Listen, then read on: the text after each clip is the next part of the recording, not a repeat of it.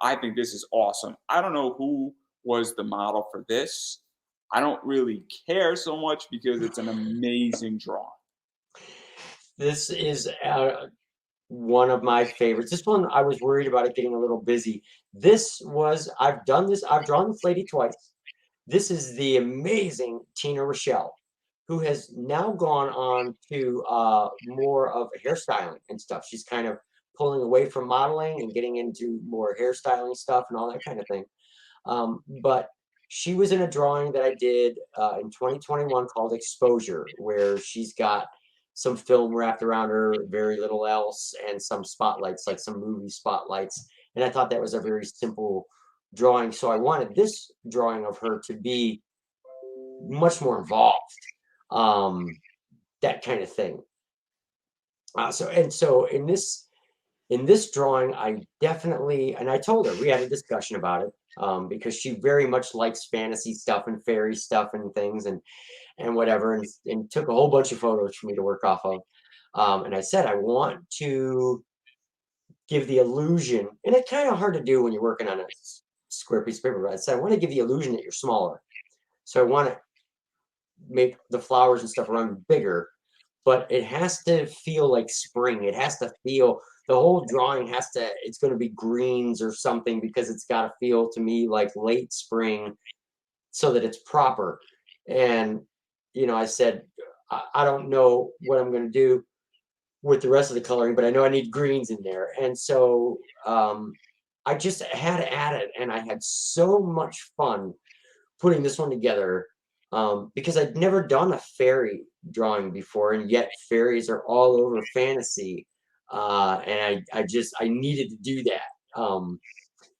So it became a challenge because her hair again is this bright pinkish pastel color, and when I elected to do the wings in almost the same color scheme, I started to sweat a little bit. I was like, oh no, I'm gonna blast everybody out with this pink. But somehow, and I don't even know how. I'm kind of the guy who did it, but I don't know how everything else balanced it out so it's not such an eye punch.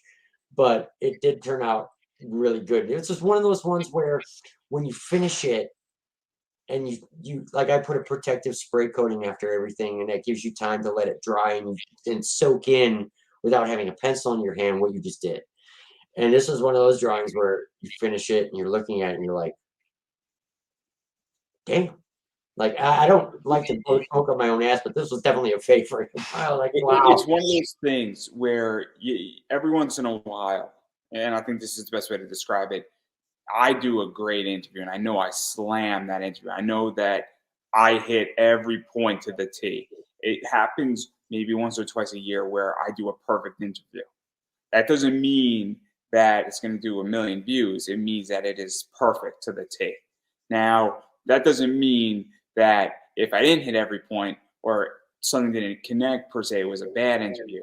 But sometimes, and I'm just like, man, I don't mean to brag, but like that was legitly perfect the way it started and it ended, where I was just running through it perfectly. And I would imagine with something like this, that moment happens too with you, right?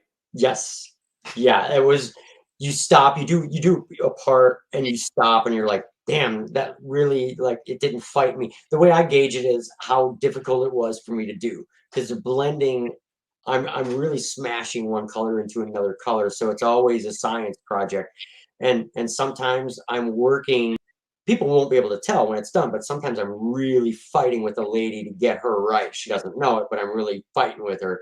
And sometimes it just it just falls like spreading melted butter. And that's how this drawing was. Like, I remember every stage of doing this one because I was just, it was just working for me, man. And I was like, whatever comes out of this in the end is gonna be worth it.